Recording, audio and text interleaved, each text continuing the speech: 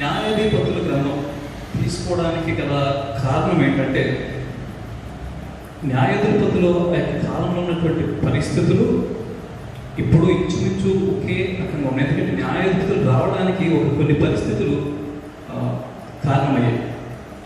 ఎందుకంటే మనకు తెలుసు కదంటే, బ్రిటిష్ వాళ్ళు మన యొక్క దేశాన్ని చాలా కాలం పరిపాలించేటప్పుడు చాలామందికి ఉండేటువంటి ఒక అసహనమైనటువంటి స్థితి ఏంటంటే, ఏదో ఎప్పుడు పోతారు వీళ్ళు.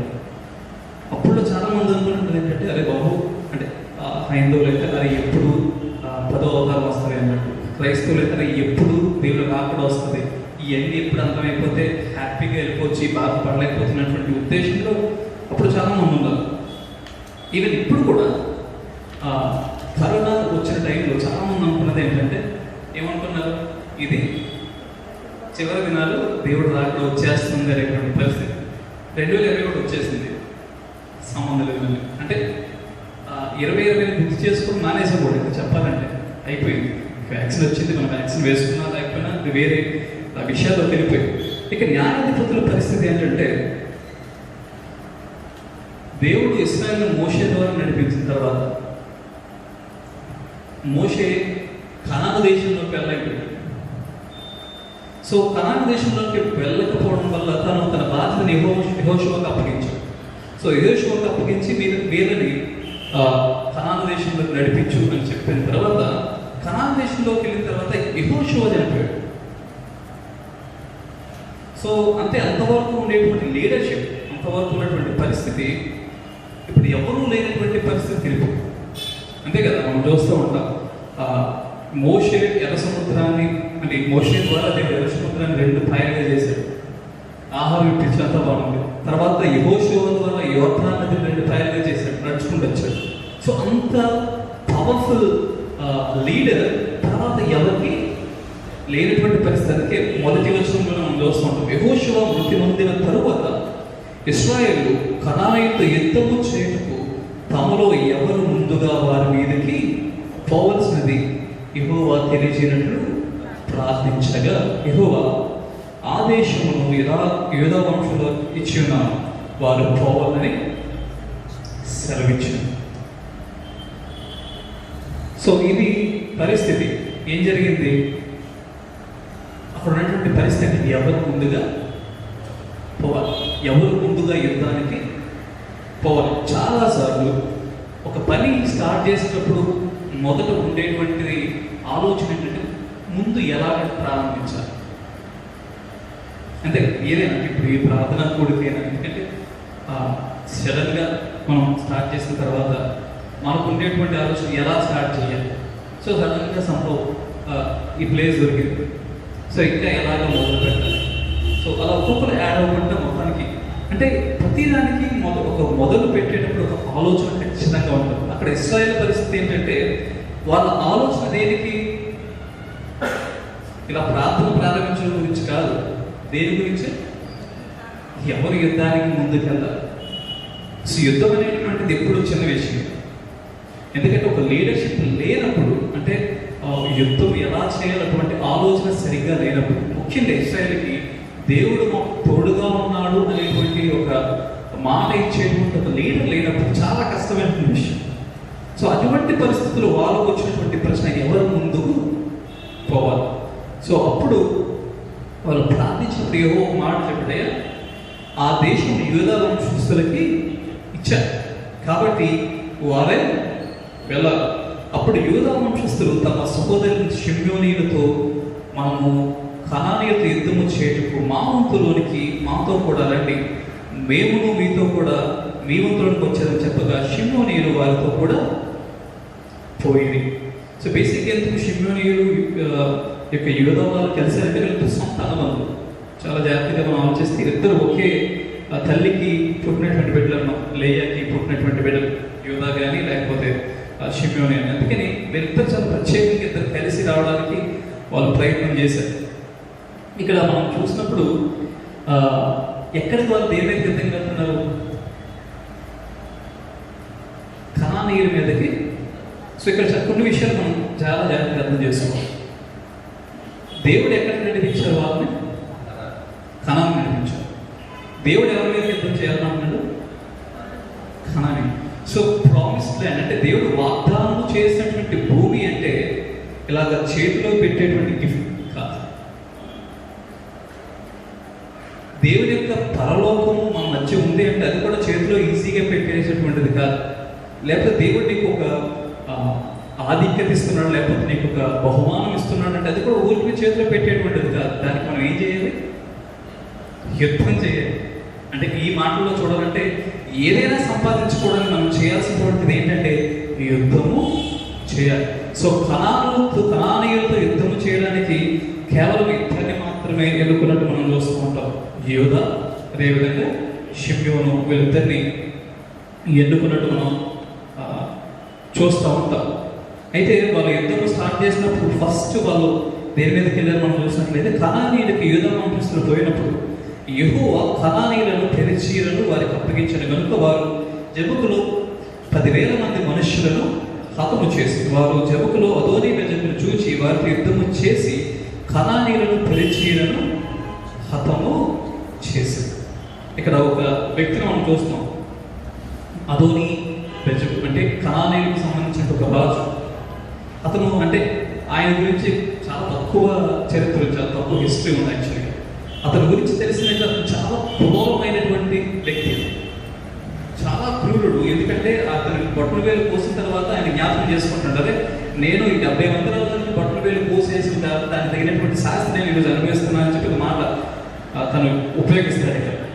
సో గుర్తుపెట్టుకోవాల్సింది ఏంటంటే మన యుద్ధము చేసేటువంటిది చిన్న చిన్న వ్యక్తులు కదా, అతి క్రూరమైనటువంటి వ్యక్తులతో మనం యుద్ధము చేస్తున్నాం అనే విషయాన్ని మనం జ్ఞాపకం చేసుకోవాలి. ఒకసారి ఎఫెసీయులకు రాసినటువంటి గ్రంథాన్ని మనం తీసినట్లయితే అందరికీ తెలిసినటువంటి 4 ఎఫెసీయులకు రాసినటువంటి పత్రిక 6వ అధ్యాయం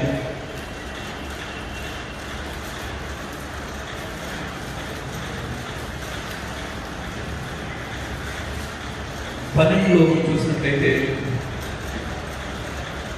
ఏదైనా మనం పోరాడినది శరీరులతో కాదు కానీ ప్రధానులతోనూ అధికారులతోనూ ప్రస్తుత అంధకార సంబంధులకు లోకనాథులతోనూ ఆకాశమందున ఉన్న దురాత్మల సమూహంతోనూ పోరాడుచున్నాం. అందుచేత మీరు ఆపత్తిని ముందు వారిని ఎదిరించుటకును సమస్తం నెరవేర్చిన వారి నిలబట్టుకును శక్తివంతులైనట్లు దేవుడి సర్వాంగ కవచమును ధరించుకోండి. సో మనం ఎవరితో యుద్ధం చేయాలంటే చాలా పెద్ద వాళ్ళతో ఏంటి పోరాడినది శరీరులతో. అదోనీ బెజకు అనేటువంటిది ఒక వ్యక్తి గురించి మాట్లాడేది కాదు, లేకపోతే కనాను అనేటువంటి ఒక దేశం గురించి మాట్లాడేటువంటిది కాదు. అంటే ఆ దేశాన్ని ఇచ్చేస్తున్నానంటే ఆ దేశం సమృద్ధి గురించి మాట్లాడేటువంటి పరిస్థితి. దాన్ని గుర్తుపెట్టుకోండి, అదే దేశము కరువులో కూడా వెళ్ళింది. మనం దినాన్ని మాట్లాడుతున్నాం. ఎవరు? యోసేపు కుమారులు కనాను నుంచి ఎక్కడికి వచ్చారు? ఐగుప్తుకు వచ్చారు. అంటే కరువు అనేటువంటిది ఎక్కడైనా వస్తుంది. సో కనాను అనేటువంటి దాన్ని చూసి కనాన్ నా దేశం, కనాన్ నాకు కావాలి అంటే ఈ మాటను పట్టుకొని మనం ఎప్పుడు గొప్పగా ఆలోచన చేసుకోకూడదు. కరువు ఎక్కడైనా వస్తుంది, కానీ నువ్వు ఎక్కడ ఉంటే అది కనాన్ కింద అవ్వాలి. నువ్వు ఎక్కడికి వెళ్తే అది ఆశీర్వదించబడినటువంటి స్థలం కింద కావాలి. అది చాలా జాగ్రత్త గుర్తుపెట్టారు. కానీ మనం పోరాడాల్సిందే అదోనీ బెజకు లాంటి వ్యక్తులతో పోరాడాలి. అయితే వాళ్ళు శరీరులు కాదు, వాళ్ళు శరీరులు కాదు. ఎవరు? ప్రధానులు, అధికారులు, ప్రస్తుత అంధకార సంబంధులకు లోక నాథులు, ఆకాశ మండలం దురాత్మ సమూహం. సో గుర్తుపెట్టుకోండి, మనం శరీరంతో పోరాడుతున్నాం, ప్రధానులతో అధికారులతో పోరాడుతున్నాం. అంటే ఏ విధంగా? ఎవరు ప్రధానులు, ఎవరు అధికారులు? బేసిక్గా ఏం జరుగుతుందంటే సంఘాలు ఈ మాటను మర్చిపోయింది. ఇప్పుడు ఎవరితో పోరాడుతున్నారు? ఇప్పుడు శరీరంతో పోరాడడానికి ఎక్కువ ఆసక్తి చూపిస్తున్నారు తప్ప అధికారులతో లేకపోతే ప్రధానులతో పోరాడడానికి నీరసించిపోయినటువంటి పరిస్థితి. ఏ సంఘాలైనా చూడండి ఈ మధ్యకాలం, అంటే అన్ని సంఘాలని జనరలైజ్ చేయడం కాదు, చాలా సంఘాల్లో ఉన్నటువంటి అతిపెద్ద సమస్య ఏంటంటే ఇదే. వాళ్ళు దేనికోసం పోరాడుతున్నారంటే ఆ అధికారం కోసం పోరాడుతున్నారు, అధికారంతో పోరాడుతున్నారు, కుర్చీ కోసం పోరాడుతున్నారు. కుర్చీని తోసేయడానికి ఎవరు పోరాడుతున్నారు? ప్రధానులతో పోరాటం లేదు, ప్రధానమైన దాన్ని పొందుకోవడం కోసం ప్రాకులాడుతూ ఉన్నారు. సో ఇక్కడ చాలా స్పష్టంగా పౌలు ఎఫెసీయులకు రాసిన చాలా స్పష్టంగా చెప్పింది ఏంటంటే, మీరు శరీరంతో పోరాడాల్సినటువంటి వ్యక్తులు కాదు. ఎందుకంటే శరీరం పెద్దగా పోరాడు, శరీరాన్ని చెప్పడానికి అంతే కదా. చంపడం అనేది మనం న్యూస్ ఆన్ చేస్తే మనకు కనిపించేటువంటిది హత్యలు అయ్యే మనం చూస్తూ ఉంటాం. సో శరీరంతో పోరాటం అనేటువంటిది అది అసలు విషయమే కాదు. అందుకే ఇక న్యాయాధిపతులు చాలా అంటే మొదటి అధ్యాయంలో చూసినట్లు అదోని బెజకు అతనికి మనస్తత్వం చాలా ఏంటి, అతను మనుషుల యొక్క అంటే రాజుల యొక్క బొటని వేళ్ళు కోసి సంతోషపడేటువంటి వ్యక్తి. బొటని వేళ్ళు ఏముంటుందండి మామూలుగా, కాలి బొటని వేలైనా చేతి బొటని వేలైనా ఏదైనా పట్టుకోవాలి అంటే ఇదేంటి గ్రిప్. ఈవెన్ ఆ బొటని వేలైనా కూడా నడవడానికి అది చాలా ప్రాముఖ్యమైనటువంటిది. అంటే అతను దేనికి ఆనందించేటువంటి వాడు, ఒక వ్యక్తికి ఏది బలమో దాన్ని తీసివేసి ఆనందపడేటువంటి వాడు. ఈరోజు సాతాను కూడా ఒక మనిషికి ఏది బలమో దాన్ని తీసేసి ఆనందపడడానికి ఎదురు చూస్తాం. మన బలం మనకు తెలియదు. ఫస్ట్ మన బలం ఏంటి మనకు తెలిసే ఫస్ట్ దేవుడు తన స్వరూపంలో మనం అందరం తయారు చేశాడు. సో మనకి ఇచ్చినటువంటి అతి పెద్ద బలం ఏంటంటే ఆయన ఆత్మ, ఆయన యొక్క స్వరూపం. అంత బలమైనటువంటి ఆత్మను, ఆయన యొక్క స్వరూపాన్ని తీసివేయడానికి అదోని బెజకు లాంటి సాధారణ శక్తులు చాలా పోరాడుతున్నాయి. మేబీ మనం కూడా ఆ 70 మంది రాజులు ఎవరైతే వేళ్ళు కట్ చేసుకుని అంటే చనిపోయారో అటువంటి స్థితిలో మనం ఉన్నట్లయితే అదోని బెజకు ఎదిరించేటువంటి శక్తి మనకి ఖచ్చితంగా ఉండదు. సో ఏదైతే మనం బలమో దాన్ని కాపాడుకోవడానికి మనం ప్రయత్నం చేయాలి. సో యవ్వనస్తులకి బలం ఉందేంటి, మనకి ఆలోచన అంటే చాలా ఫాస్ట్గా ఆలోచించేటువంటి, గ్రాస్ప్ చేసుకునేటువంటి విధానం, లేకపోతే వాళ్ళ శరీరం దృఢంగా ఉండడం. సో ఎన్ని బలాలను కూడా కొన్నిసార్లు వేరే వాటికి ఉపయోగించడం వల్ల కూడా సాతాను మన మీద అధికారం చేసేటువంటి. ఇప్పుడు సాతాను అంటే వేరే రకంగా చూడగల అర్థం చేసుకుంటే చెడు అనేటువంటిది ఒక వ్యక్తి జీవితంలో ఎంత ప్రభావం చూపిస్తూ ఉంటుంది. ఎందుకు న్యాయాధిపతులు చాలా ప్రత్యేకంగా మనం మాట్లాడుకోవాలంటే యెహోషువ చనిపోయిన తర్వాత ఇంచుమించు 200 సంవత్సరాల పాటు వాళ్ళ నాయకులు లేదు. అర్థం చేసుకుంటే 200 సంవత్సరాల పాటు వాళ్ళ నాయకత్వం అనేటువంటి దాన్ని రుచి చూడలేదు. ఎందుకు? అందరూ అదోని బెజకుకి బలైపోయినటువంటి వాళ్ళు, అలాంటి వాళ్ళు ఎక్కువ మంది ఉన్నారు. సో ఒక న్యాయాధిపతి ఒకడు వచ్చిన అనుకుంటే చాలా మంది న్యాయపతులు ఉంటారు. మనం చూస్తే చాలా పెద్ద లిస్ట్ ఉంటుంది, 11-12 మంది ఉంటారు ఇంకా అంటే ఆ గ్రంథంలోనే. సో వాళ్ళను మాత్రం మనం చాలా జాగ్రత్తగా చూసుకుంటే ఎందుకు అంతమంది రావాల్సి వచ్చిందంటే ఈ 200 సంవత్సరాల్లో వాళ్ళు చేసినటువంటి తప్పును సరిచేయడానికి వాళ్ళు కూడా సరిపోలేదు. ఎందుకంటే దేవుడు ఒక ప్రణాళిక ప్రతి ఒక్కరి విషయంలో ఇచ్చాడు. ఇక్కడ న్యాయాధిపతులు అనేక మంది ఉన్నారు, వాళ్ళ విషయంలో కూడా దేవుడు తన కృపనిచ్చాడు. కానీ ఎంతమంది న్యాయాధిపతులు దేవుడు వారికి ఇచ్చినటువంటి వాటిని సరిగా ఉపయోగించుకున్నారండి? ఎందుకంటే దేవుడు ఇచ్చిన ఆత్మను ఏ విధంగా ఉపయోగించుకోవచ్చు, మంచిగా ఉపయోగించుకోవచ్చు, దాన్ని నాశనం చేసి జీవితం నాశనం చేసుకోవచ్చు. సంసోను విషయంలో అదే చూస్తాం. ఆయన కూడా ఒక న్యాయాధిపతి మనం తర్వాత చూస్తూ ఉంటాం. ఏంటి, సంసోను కూడా దేవుడు తనకి ఇచ్చినటువంటి వరాన్ని నిరర్థకం చేసుకున్నటువంటి వ్యక్తి. గిద్యోన్ని చూస్తూ ఉంటాం, తనకి ఇచ్చినటువంటి ఆలోచన సరిగ్గా లేనటువంటి వ్యక్తిని మనం చూస్తూ ఉంటాం. కానీ మిగతా వాళ్ళు ఉన్నారు, నిజంగా వాళ్ళు నిలబడి పోరాడేటువంటి వాళ్ళని కూడా చూస్తూ ఉంటాం. సో ఎందుకు న్యాయాధిపతులు ఎంత ప్రాముఖ్యత అంటే ఇప్పుడున్నటువంటి కాలంలో దేవుడు అనేక మంది నిలవబెట్టాడు, అనేక మందిని నిజంగా. కానీ కొంతమంది నిలబెట్టాడైనా నిలబడేటువంటి వాళ్ళు ఉన్నారు. కానీ దేవుడు ఇచ్చినటువంటి ఆ యొక్క ఆలోచనని, దేవుడు ఇచ్చినటువంటి ఆ యొక్క జ్ఞానాన్ని పరిపూర్ణంగా వదిలేసి వాళ్ళు శరీరంతో పోరాడడానికి ప్రయత్నం చేస్తారు. వాళ్ళ అధికారులతో పోరాడలేదు, ప్రధానంతో పోరాడలేదు. ప్రస్తుత అంధకార సంబంధులైనటువంటి లోక నాతులు వాటితో మనం పోరాటం కంప్లీట్గా మానేసారు. ఎందుకంటే దేవుడు ఇచ్చేటువంటి సర్వాంగ కవచాన్ని ధరించుకోవడానికి వాళ్ళు సిద్ధపడడం లేదు. సో ఇది మనం ఎప్పుడైతే అర్థం చేసుకుంటామో ఎందుకు దేవుడు న్యాయాధిపతులను అంత ప్రత్యేకంగా ఉంచాడో మనం చూస్తూ ఉంటాం. అయితే ఈరోజు మనం ధ్యానించాల్సినటువంటి వ్యక్తి గురించి మనం మాట్లాడుకున్నట్లయితే న్యాయాధిపతుల గ్రంథంలోనే అదే కొంచెం ఎందుకు వచ్చినట్లయితే మనం ఒక వ్యక్తిని చూస్తూ ఉంటాం.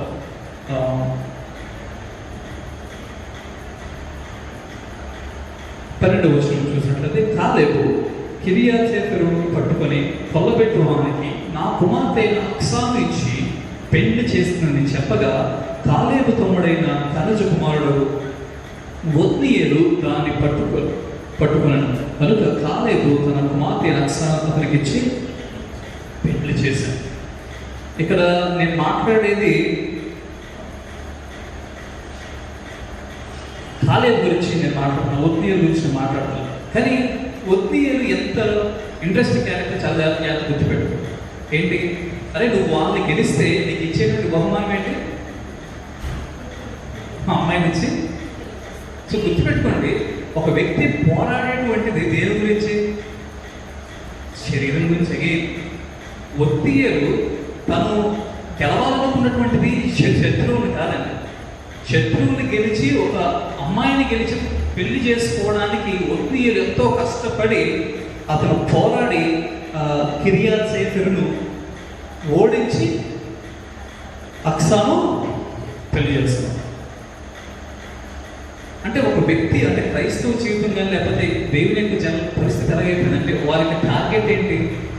ఒక విజయం సాధించాలంటే ఏదో పొందడానికి శారీరకంగా పొందేటువంటి పరిస్థితులు చాలా ఎక్కువైపోయింది.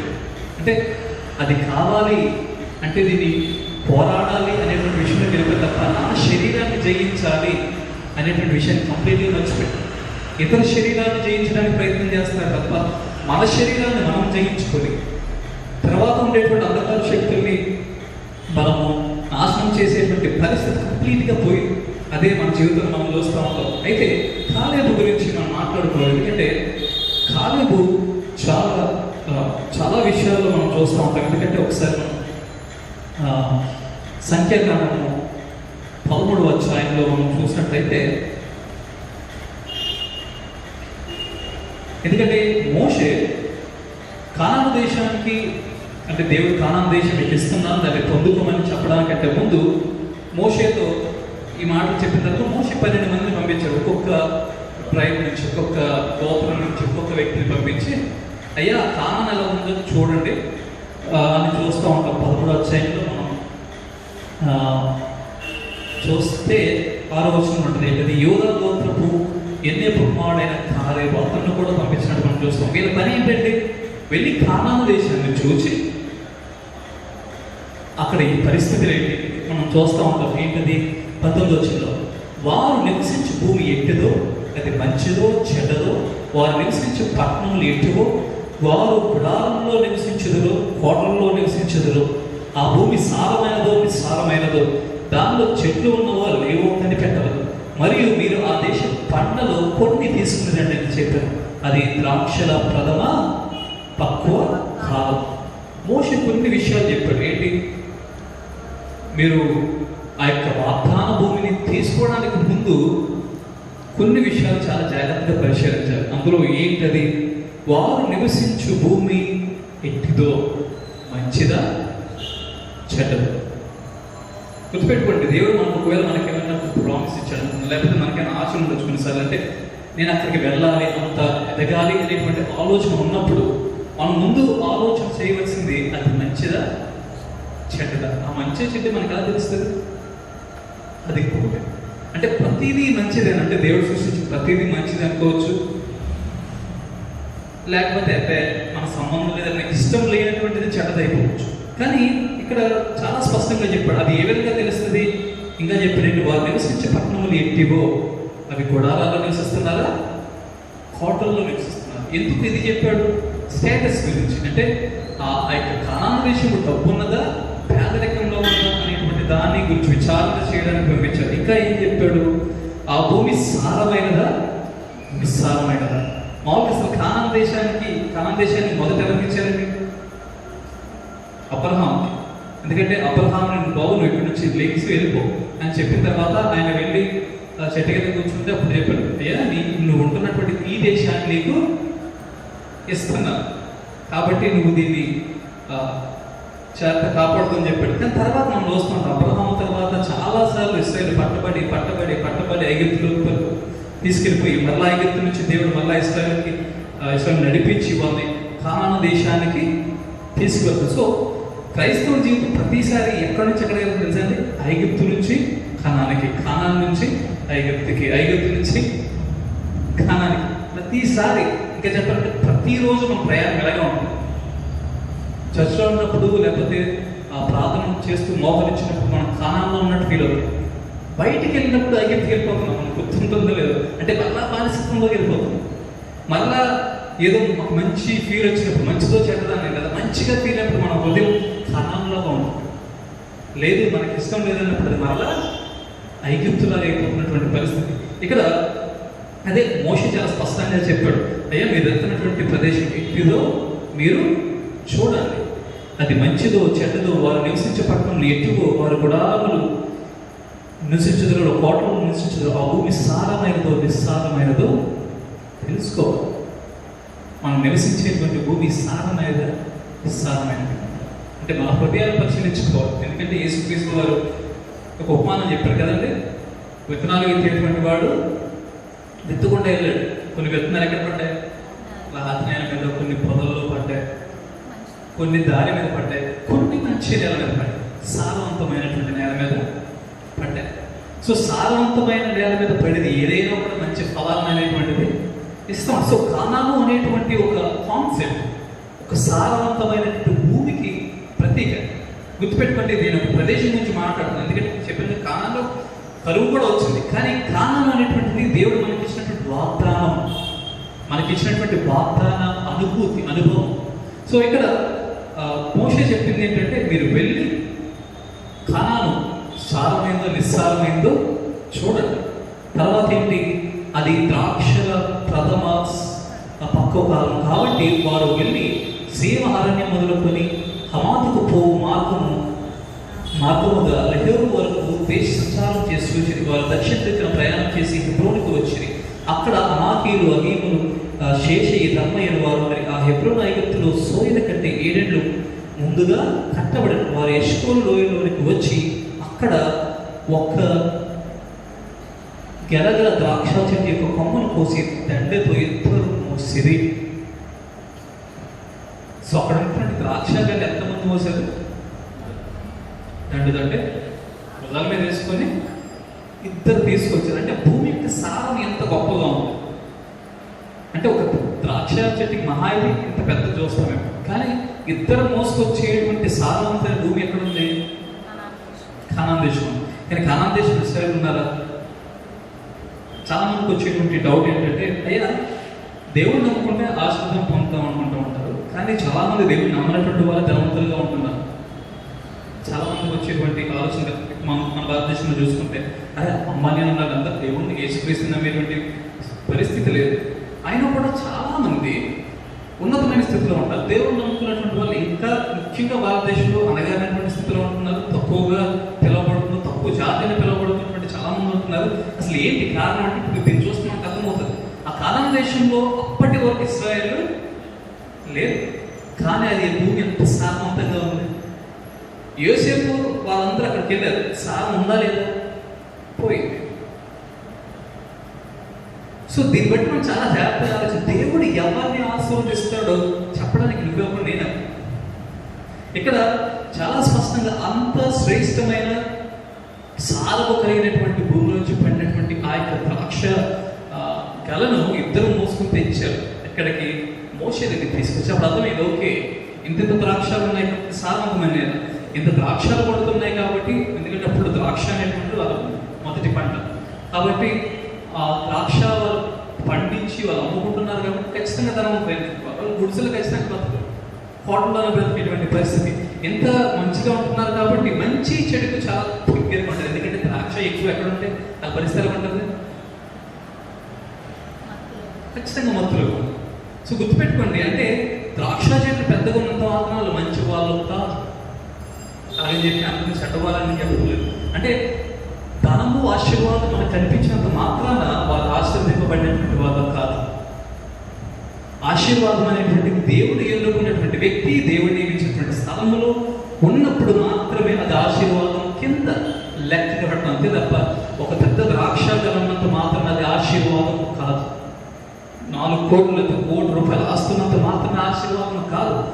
దేవుడు అనుగ్రహించినటువంటి సమయంలో దేవుడు అనుగ్రహించినటువంటి వ్యక్తి ఆ ప్రదేశం నుండి దాన్ని పొందుకున్నప్పుడు మాత్రమే అది ఆశీర్వాదం. అంతవరకు కానాను ఆశీర్వాదకరమైనటువంటిది కాదు. ఇశ్రాయేల్ అంతవరకు అందులో లేదు. సో అది చాలా జాగ్రత్త గుర్తుపెట్టుకోవాలి. సో సో ఆ గలం తీసుకు వెళ్ళిన తర్వాత మనం చూసినట్లయితే ఇక్కడ ఉంటుంది కిందకి మనం వచ్చినట్లయితే 28. అయితే ఆ దేశం నివసించే జనులు అక్కడ 27 చూసినట్లయితే నీవు మమ్మల్ని పంపిన దేశానికి వెళితివి, అది పాలు తేనెలు ప్రవహించు దేశమే, దాని పండ్లు ఇవి. అయితే ఆ దేశంలో నివసించే జనులు బలవంతులు, వారి పట్టణములు ప్రాకారం గలవి, అవి మిక్కిలి గొప్పవి.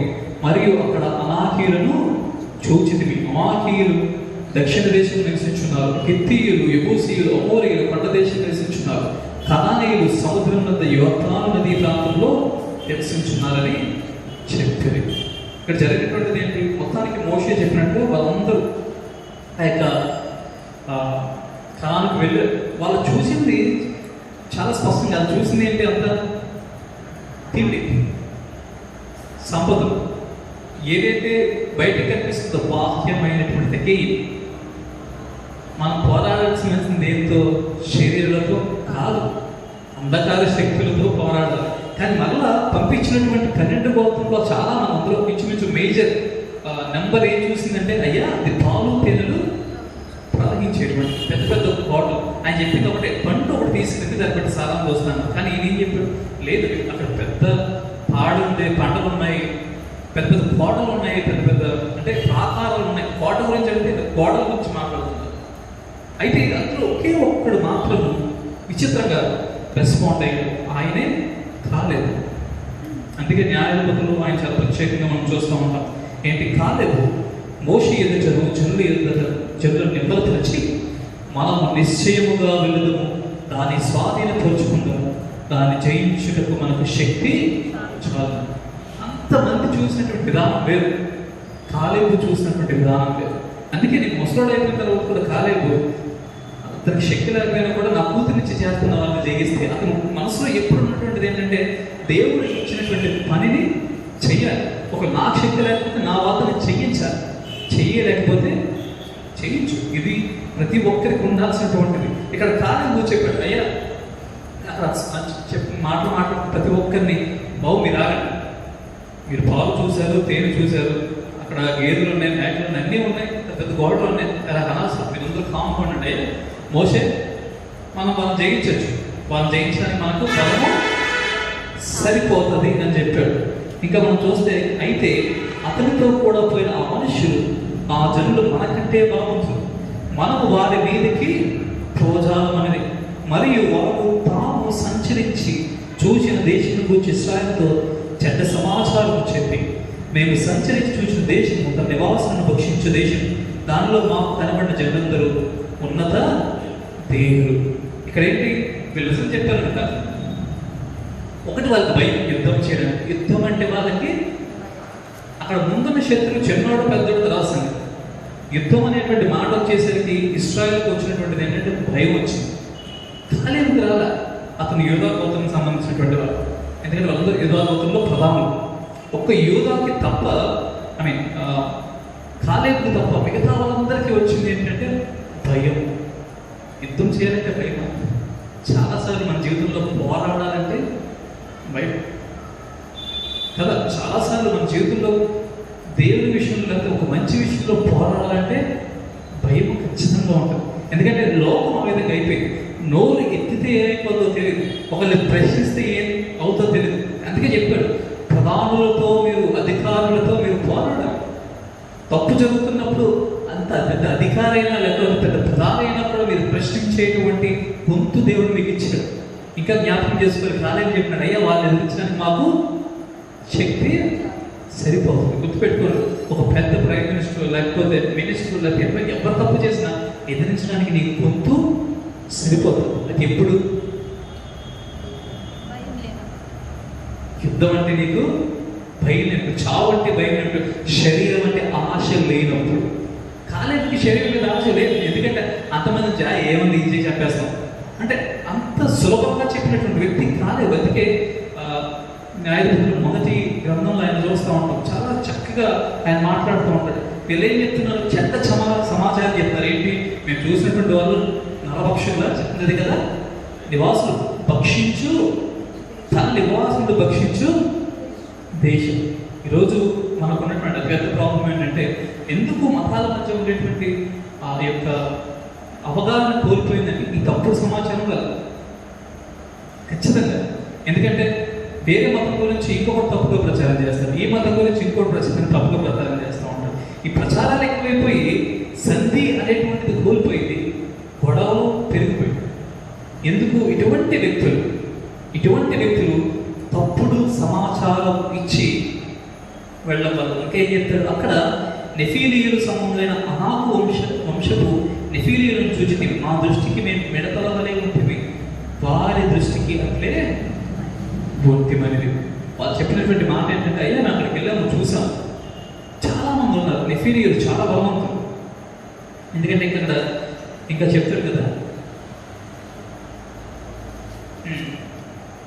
ఓకే, నెఫీలీయులు చూసాం, వాళ్ళ ఎదుట మేము ఎలా కనపడ్డాం, వాళ్ళ దృష్టికి కూడా మేము మీ గురించి మీరు చెప్పుకోవడం, వాళ్ళకు కూడా మేము అలాగే కనపడ్డామని చెప్పడం మేము చాలాసార్లు మన జీవితంలో చేసేటువంటి చిన్న ఏమంటారు దాన్ని, సాకులు, చాలాసార్లు నా వల్ల కాదు.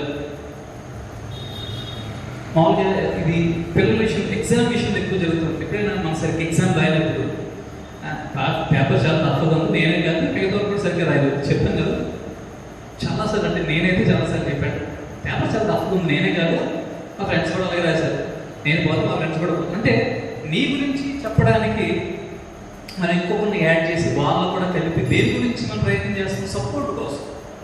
ఏ సపోర్ట్? అది ఒక మంచి గురించినటువంటి సపోర్ట్ కాదు. మనం చెప్పేటువంటి అబద్ధాన్ని నిజము చేయడానికి ప్రయత్నం చేస్తూ మనం చెప్పేటువంటి అబద్ధాలు. ఇక్కడ అదే చెప్తారు, మా దృష్టికి మేము వారి ముందు మిడతల వలె ఉన్నాము, వారి దృష్టికి కూడా మేము ఇక్కడ చూస్తూ ఉంటాం. అప్పుడు 14 అధ్యాయంలో ఆ సర్వ సమాజం ఎలుగెత్తి కేకలు వేసింది, ప్రజలు ఆ రాత్రి ఎలుగెత్తి ఏడ్చింది.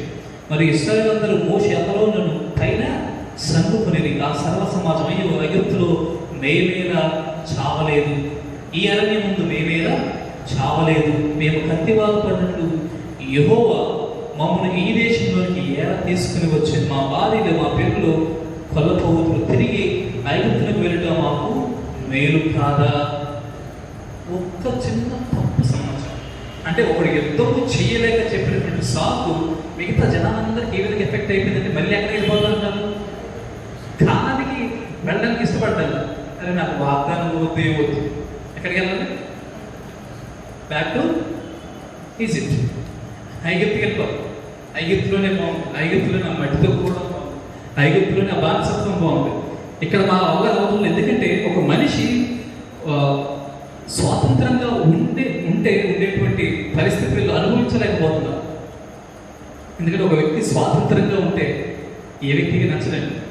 టూ మచ్ ఆఫ్ ఫ్రీడమ్ ఒక వ్యక్తికి ఉంటే ఆ వ్యక్తి ఎవరికి నచ్చుతుంది? అసలు కొన్నిసార్లు భయం కూడా వేస్తుంది, అని నిజం చెప్తే ఎలా ఉంటుంది అనేటువంటి పరిస్థితి. ఇక్కడ ఏ పరిస్థితి, చాలా మంది అంత ఫ్రీడమ్ భరించలేకపోయింది. ఎందుకంటే కాలేబు చూసా ఏమని చేసేసి చెప్పాడు, కానీ ఒక్కడు చెప్పినటువంటి మాట ఎవరు నమ్మలేదు. ఇంకో 11 మంది చెప్పారు. ఏం చెప్పారు? అయ్యా అది చాలా భయంకరమైనది, వాళ్ళ దేహం చాలా పెద్దది. అలాగే చెప్పారు, దేహ దారిద్ర్యం గురించి కూడా వాళ్ళు మాట్లాడుతూ ఉంటారు. ఆ మనుషుల మీద యుద్ధము పోవటం కష్టం. అయ్యా మనం యుద్ధము చేరితే శరీరంలో కాదు, కానీ ఇది కాలేదు తప్ప ఇంకెవ్వరికి అర్థం కాదు. అందుకే ఈ మాట ఎప్పుడైతే చెప్పారో వీళ్ళందరూ ఎలిగెత్తి ఏడ్చారంట. అరే బాబు, అనవసరంగా తీసుకొచ్చాం, మమ్మల్ని ఇక్కడనే చెప్పేస్తా, మా పిల్లలు మా భార్యలు ఇక్కడే చచ్చిపోతా, మేము ఐగుప్తుకి వెళ్ళిపోతాము అనేటువంటి విషయాన్ని మనం చూస్తూ ఉంటాం. సో ఇక్కడ న్యాయాధిపతుల కాలంలో ఇంచుమించు ఇదే పరిస్థితి. ఎందుకంటే ఇశ్రాయేలు పరిస్థితి ఎప్పటికీ మారలేదు. మన పరిస్థితి ఎప్పుడు మారిందని చెప్పండి. ఎన్ని లెంట్ కాలం రానివ్వండి, ఎన్ని క్రిస్మస్లు రానివ్వండి, మనకి ఎప్పుడు ఫ్రెష్గా ఉంటుంది కదా.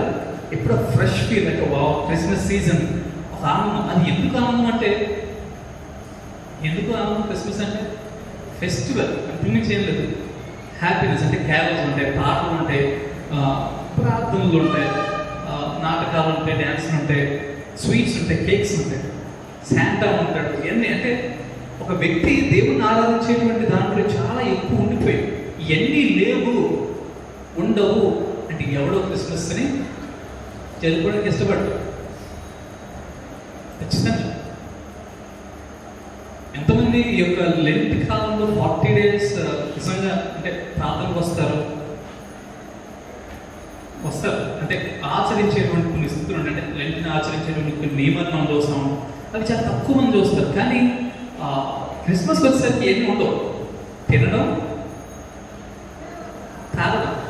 సీరియస్ అంటే అది మన ఉద్దేశం కాదు, కానీ అది జరుగుతున్నటువంటి పరిస్థితి, న్యాయాధిపతుల పరిస్థితి కూడా అది. ఎందుకంటే ఇక్కడ ఖాళీ ఉన్నాడు, కానీ యుద్ధము చేయడానికి ఎవరు ఉన్నారంటే ఆ వచ్చిన వ్యక్తి కూడా, ఒత్నీయులు కూడా తన కూతుర్ని పెళ్లి చేసుకోవడానికి మాత్రమే వచ్చారు. సంభవం ఏంటి, నిశ్చేతనే కానీ కీడి చేతనే కానీ ఆ పని మాత్రము జరిగినట్టు మనం చూస్తూ ఉంటాం. అయితే తర్వాత వచ్చిన మనం చూసినట్లయితే 16వ వచనం చూసినట్లయితే, మోషే మామ అయిన కేయులు కుమారులు యూదా వంశస్థులతో కూడా ఖర్జూర చెట్ల పట్టణం నుండి ఆరాధ దేశంలోకి యూదా అరణ్యంకి వెళ్ళి అక్కడ చేరి ఆ జనులతో నివసించింది.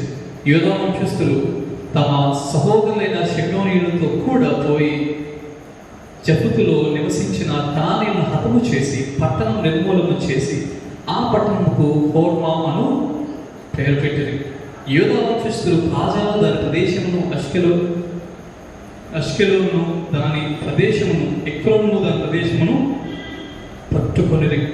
యెహోవా యూదా వంశస్థులు తోడైనందున వారు వన్య దేశమును స్వాధీనపరచు. అయితే మైదానం నివసించే వారికి ఎనప రథములందున వారిని వెళ్ళగొట్టలేకపోయారు. ఈ ప్రాబ్లం ఎక్కడ వచ్చిందంటే మళ్ళీ ఇదే లోయలు, ఎక్కడ ఎష్కూరు లోయ, అక్కడ నుంచి ఏం తెచ్చారు, రాక్షసులు తెచ్చినటువంటి అదే లోయ నుంచి వాళ్ళు మళ్ళా ప్రారంభించారు జయించడానికి. అయితే అంతవరకు వెళ్ళిన తర్వాత వాళ్ళు చూసింది ఏంటంటే ఎనపరదాలు చూశారు, వాళ్ళు జయించడానికి అవ్వలేదు.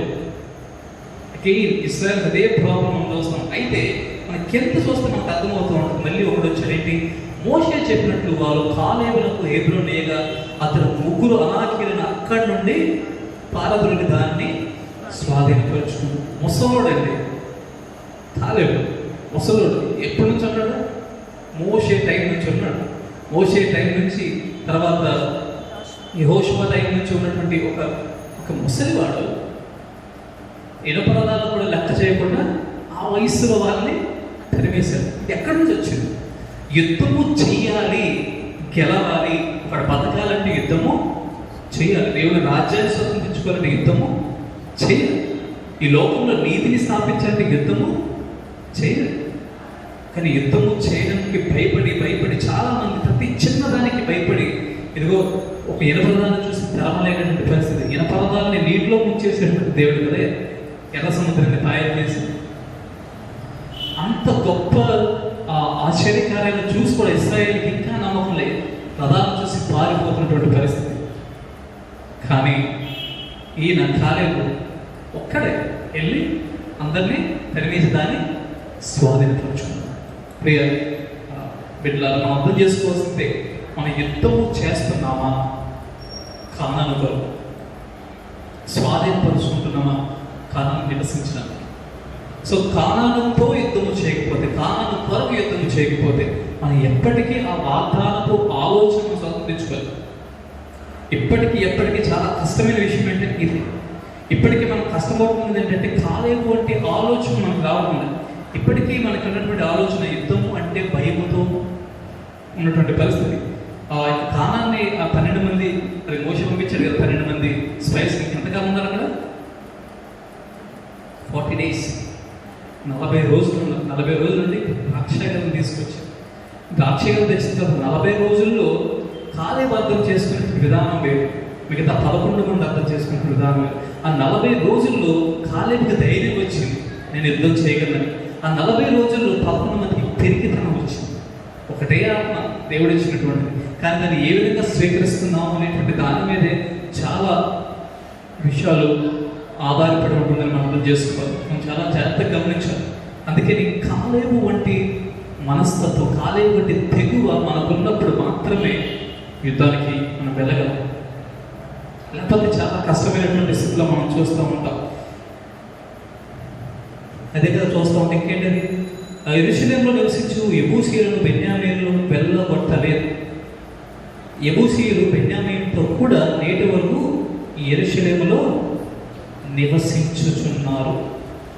ఇది చెప్పి నేను ముగించేస్తాను. ఇక్కడ చాలా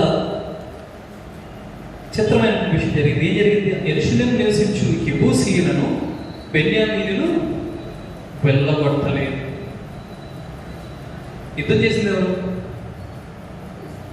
కాలేబు చేశాడు. కాలేబు యుద్ధం చేసి తనంత స్వతంత్రించుకున్న తర్వాత అక్కడికి బెన్యామీనులు వచ్చి వాళ్ళు ఏం చేస్తారు? బెన్యామీనులు యెబూసీయులను వెళ్ళగొట్టడానికి ఇష్టపడకుండా వాళ్ళు ఏం చేస్తారంటే తర్వాత వాళ్ళు బానిసంగా చేసుకొని యెబూసీయుల్ని వాళ్ళతో పని చేయించుకోవడం మొదలు పెట్టారు. అయితే న్యాయాధిపతులు చాలా ఇంట్రెస్టింగ్ పాయింట్ ఏంటో తెలుసా అండి? వీళ్ళు మొదట యుద్ధం దేంతో ప్రారంభించారు? ఎవరితో ప్రారంభించారు? ఎవరి మీద యుద్ధం వెళ్ళాలని మొదటి వాళ్ళు ఫస్ట్ ప్రశ్న ఏంటి? కనానీయులతో యుద్ధముకు వెళ్ళాలని. కానీ చివరి అధ్యాయానికి వెళ్ళిపోతే 21వ అధ్యాయంలో మనం చూసినట్లయితే 21:18 చూస్తుంటే ఇశ్రాయేలులో ఎవడైనా తన కుమార్తెను బెన్యామీనీయునికి ఇచ్చినట్లా వాడు నిర్మూలన చేయబడిన ప్రమాణము చేసి ఉన్నాం కనుక మన కుమార్తెను వారికి పెళ్లి చేయకూడదని చెప్పుకునేది. యుద్ధం ఎక్కడ మొదలైంది? కనానీయులతో యుద్ధం చేసి స్వతంత్రించుకున్నటువంటి యుద్ధం ఎక్కడ ఆగిపోయింది? బెన్యామీన్ ఎవరండి? ఇశ్రాయేలు. అంటే లోకముతో పోరాడడానికి ప్రారంభించినటువంటి వ్యక్తులు ఎక్కడికి ఎండయ్యారంటే సొంత జనాలతో యుద్ధము చేసుకొని చచ్చిపోయేటువంటి స్థితిలో వచ్చారు. ఈనాడు సంఘాల పరిస్థితి. లోకాన్ని జయించడానికి ప్రారంభించినటువంటి ప్రతి క్రైస్తవుడు, లోకాన్ని జయించడానికి ప్రారంభించినటువంటి ప్రతి సంఘము ఈరోజు ఎవరితో పోరాడుతున్నారంటే సొంత సంఘాలతో పోరాడుకుంటున్నాం. పైకి ఎక్కితే సంఘానికి బోధ చేయాల్సినటువంటి పరిస్థితి వచ్చింది. అంటే ఇప్పుడు భాషలు చెప్పేది బోధ బయట వాళ్ళకి చెప్పడం మానేశారు. ఇప్పుడు చెప్పాల్సింది సంఘానికి చెప్పాల్సిన పరిస్థితి. ఎందుకంటే బెన్యామీను చేసినటువంటి పొరపాటు. ఎందుకంటే ఎక్కడ యుద్ధం చేసి ఎవరిని తోసేయాలో తోసేయాలి. అది తొయ్యకుంటుంది. ఎప్పుడు నువ్వు దాచుకుని వాళ్ళు ఏదో చేద్దాం ప్రయత్నం చేస్తావో అది నీ సొంత జనానికి నీకు వ్యతిరేకతను తీసుకొస్తాం. సో ఇక్కడైతే మనం అర్థం చేసుకోవచ్చు. ఇశ్రాయేలు న్యాయాధిపతుల గ్రంథంలో మనం చూసిన విధంగా ఆ యొక్క పరిస్థితి నుంచి మనం దూరంగా పారిపోవాలి. ఎందుకంటే మనం వచ్చింది శరీరంతో పోరాడడానికి కాదు, లోకంతో ఉన్నటువంటి లోక నాదులతో పోరాడడానికి మనం వచ్చినప్పుడు ఆ విధంగా పోరాడకుండా సొంత వాళ్ళతో పోరాడాలి. ఎక్కడైతే బెన్యామీనులతో పోరాడు. బెన్యామీను ఇక్కడ ఎవరు వాళ్ళకి కుమార్తెలు ఇవ్వకూడదు. ఇస్తే వాడు బతకడు. ఏమైపోయింది ఇశ్రాయేలు? ఏమైపోయింది క్రైస్తవులు? ఈ 40 రోజుల కాలం, 40 రోజులు అంటే ఈసారి 40 రోజులు కాదు, ఒక జీవితాన్ని మనం ముందు కొనసాగించేటప్పుడు మనం మొదట దేనితో ప్రారంభించాము. అందుకే దేవుడు చెప్తారు మొదటి ప్రేమను జ్ఞాపకం చేసుకునండి. మనం దేనితో ఏ మాటతో అయితే ఈ యొక్క క్రైస్తవత్వంలోకి వచ్చామో ఆ క్రైస్తవత్వాన్ని కొనసాగించేటప్పుడు ఎందుకు మనకు అధికారం కావాలనిపిస్తూ ఉంటారు? ఎందుకు మనకు కుర్చీలు కావాలనిపిస్తూ ఉంటారు? ఎందుకు మనకి డబ్బు కావాలనిపిస్తూ ఉంటుంది? ఎందుకు మిగతాయి కావాలనిపిస్తుంది? ఎందుకు గొడవలు కావాలనిపిస్తుంది? ఎందుకు దేవుడిలాగా చూడలేనటువంటి పరిస్థితి? ఎందుకు ఒక సేవకుడిలాగా చూడలేనటువంటి పరిస్థితి? ఎందుకు ఒక మనిషిగా చూడలేనటువంటి పరిస్థితి? అది ఇప్పుడు మన పరిస్థితులు అదే. ఎందుకంటే ఏ వ్యక్తిని సమానంగా చూసే విధానం పోయింది. ప్రతి సేవకుడు కూడా సమానంగా చూసేటువంటి పరిస్థితి లేదు. ఒకరు ఎక్కువ, ఒకరు తక్కువ, ఒకరు చెత్త, ఒకరు మంచి. సంఘాలు ఈ విధంగా తయారైతే మనం పోరాడుతుంది సొంత మనుషులు. లోకంతో పోరాటం మానేసి ఇక్కడ న్యాయాధిపతుల గ్రంథంలో ప్రారంభమైంది కూడా ఇదే పరిస్థితులతో. వాళ్ళకి నాయకులు లేరు, చెప్పేటువంటి మోషే లేడు, యెహోషువ లేడు. వాళ్ళ పరిస్థితి ఏమైందంటే మాకు తెలుసు కదా, మోషే నుంచి పక్కకి వెళ్ళేసరికి విగ్రహం చేసేసుకున్నటువంటి పరిస్థితుల్లో ఉన్నటువంటి వ్యక్తులు 200 సంవత్సరాల పాటు ఒక నాయకుడు లేకపోతే ఎంత భయంకరంగా ఉంటుందో అర్థం చేసుకో. మనం చూస్తూ ఉంటాం కొంతమంది ఇంట్లో ఏంటి మగ దిక్కు లేకపోతున్నటువంటి పరిస్థితులు చూస్తూ ఉంటాం. అంటే తీర్థలో ఉంటుందని కాదు, చాలా ఇళ్ళలో చూసేటువంటి పరిస్థితి, సరిగా పెంచినటువంటి బిడ్డల పరిస్థితులు మనం చూస్తూ ఉంటాం. సో ఇక్కడ న్యాయాధిపతుల గ్రంథంలో మొదటి 200 సంవత్సరాలు ఉన్నటువంటి పరిస్థితి కూడా అదే. సరైనటువంటి నాయకుడు లేదు, ఇది తప్పు, ఇది మంచి, దేవుడు ఇది చెప్పాడు అని చెప్పేటువంటి పరిస్థితి లేదు. మనం చాలా జాగ్రత్తగా అర్థం చేసుకుని ఈ యొక్క ధ్యాన దినాలను మనం కొనసాగించేటప్పుడు మనం అర్థం చేసుకోవాల్సిన విషయాలు ఏంటంటే ఇవే. మనం యుద్ధం చేయాలి, కానీ మన సొంత వాళ్ళకు కాదు. కనాను దేశాన్ని స్వతంత్రించుకోవడానికి మనం లోక నాథులతో మనము యుద్ధం చేయాలి, అధికారులతో ఫలాలతో మనం యుద్ధం చేయాలి, అంధకార సంబంధమైనటువంటి ప్రతి శక్తితో మనం యుద్ధం చేసినప్పుడు మాత్రమే మనం కనాన్ని స్వతంత్రించుకోగలం. లేకపోతే మనం కనానులో ఉన్న కరువునే చూస్తూ ఉంటాం. అదే కదా ముందు జ్ఞాపకం చేసుకున్నాం. కనాన్లో ఉన్నా కూడా యోసేపు కుమారులు ఒకరినొకరు కొట్టుకొని యోసేపు తోసేసి వాళ్ళ సొంత తమ్ముళ్ళే ఉన్నటువంటి పరిస్థితి, అక్కడ కరువు వచ్చినటువంటి పరిస్థితి. సో కనాన్ని స్వతంత్రించుకోవడం యొక్క ఆలోచనగా డిపెండ్ అయినటువంటి. సో కనాన్ని స్వతంత్రించుకుంటావా లేదా, యుద్ధం చేస్తావా లేదా? కాలేబు వల్ల ధైర్యం వయసుతో సంబంధం లేదు కదా. ముసలోడు గుర్తుపెట్టాడు, చాలా ఓల్డ్ పర్సన్, అంత ముసలోడు ఎప్పుడో యుద్ధం చేయాలి, ఒక రథాన్ని చూసి భయపడిపోతాడని చెప్పి ఆయన వెళ్ళి ఒక్కడే జయించి స్వాధీనపరుచుకునేటువంటి బలం ఆయనకు ఉన్నప్పుడు మరి మనకేమైందో మనకు తెలుస్తుంది. కాబట్టి ఇక్కడ నుంచి 22 నుంచి 26 చూస్తే ఇంచుమించు అదే ఉంటుంది. దాని గురించినటువంటి సంబంధం బాగా జయించుకోవడం దేని గురించి ఉంటుంది. కాబట్టి దాని గురించి మనం అంత డిస్కస్ చేయాల్సినంత లేదు, తర్వాత మనం చదువుకోవచ్చు. కాబట్టి మన జీవితం అంతా ఒకటే, కనానికి వెళ్ళడం, తిరిగి ఐగుప్తుకు వెళ్ళడం కాదు. మనం ఎప్పుడైతే ఈ విషయాన్ని జ్ఞాపకం చేసుకుంటామో దేవుడు చాలా గొప్ప విషయాన్ని జీవితంలో ఖచ్చితంగా కొనసాగిస్తాడు, చేస్తూ ఉంటాడు. సో కాలేబులాగా ఎప్పుడైతే మనం దేవుని వైపు చూడడానికి నీలో ఉన్నటువంటి శక్తిని ఎప్పుడైతే తెలుసుకుంటాం, అదే ఇంపార్టెంట్. ఈ 40 రోజుల్లో నీవు తెలుసుకోవాల్సిన దేవుడు నీకు ఇచ్చినటువంటి బలాన్ని, దేవుడికి ఏదైతే బలం ఇచ్చాడో ఆ బలాన్ని తెలుసుకోవడానికి మనం ఈ యొక్క ధ్యాన దినాల్లో మనం ప్రయత్నం చేద్దాం. ఏది నీ బలం? బలహీనత మనందరికీ తెలిసింది, మన బలహీనత మనకు తెలుసు, అందరికీ తెలుసు. మన పిల్లలు మనకే కదా, పక్కనలో కూడా తెలుసు. మన బలం మనకి తెలియాలి. మన బలం మనకి తెలిసినప్పుడు కాలేబులాగా తయారవుతాం. మన బలం మనకి తెలిసినప్పుడు కాలేబులాగా యుద్ధానికి వెళ్ళిపోతాం. మన బలం మనకి తెలిసినప్పుడు వయసుతో సంబంధం లేకుండా, శరీరంతో సంబంధం లేకుండా కాలాన్ని స్వతంత్రించుకోవడం మనం ప్రయత్నం చేస్తూ ఉంటాం. ఆ బలాన్ని మనం తెలుసుకోవడానికి ఒకటే ఒక దారి, అదే యేసుక్రీస్తు. ఆ బలాన్ని మనం ప్రయత్నించాలి, తెలుసుకోవడానికి ప్రయత్నించాలి. మోకరించి ఎప్పుడైతే మనం దేవా నా బలం ఏంటయ్యా అని అడిగితే తెలుస్తుంది. తలాంతు దేవుడు మనకి ఇచ్చినటువంటి ఎన్నో రకాల తలాంతులు ఇచ్చారు. అవి నిజంగా బలముగా ఉపయోగిస్తే అవి నిజంగా బలమైనటువంటి ఫలితాలు ఇస్తూ ఉంటాయి. లేదు ఆ బలాన్ని ఉపయోగించక బలహీన పడిపోతే సంవత్సరంలో నాశనం అయిపోయినటువంటి పరిస్థితులు కూడా మనం చూస్తూ ఉంటాం. కాబట్టి మనం ఈరోజు తెలుసుకోవాల్సిన రెండు విషయాలు. ఒకటి, యుద్ధం కానానుతో చేయాలి, కానాను నివాసము ఉండాలి. రెండే, ఆక్రమించుకోవడం, నివాసం ఉండాలి. ఏదో బలవంతంగా ఆక్రమించు, నీ బలాన్ని చూపిస్తే నువ్వు దాన్ని స్వాధీనపరచుకోగలవు. కాబట్టి అటువంటి స్థితిలో మనం ఎప్పుడైతే మనం ముందుకు కొనసాగుతామో, ఎప్పుడైతే యుద్ధం చేయడానికి మనం సిద్ధపరచుకుంటాం, భయపడకుండా లేకపోతే పెళ్లి కోసం కాలేబు కుమార్తె కోసం ఆ ఒత్నీయ ఎలాగొచ్చాడో ఆ విధంగా కాకుండా, ఎప్పుడైతే కాలేబు అసలు దేని గురించి తను ఆలోచించాడు, దేవుని కోసం తనకి ఆ యొక్క ప్రామిస్ ల్యాండ్ దాని గురించి మాత్రమే ప్రయత్నం చేశాడు. మనం కూడా దేవుడు నీకు ఇచ్చినటువంటి ప్రామిస్ని మనం జ్ఞాపకం చేసుకోవాలి.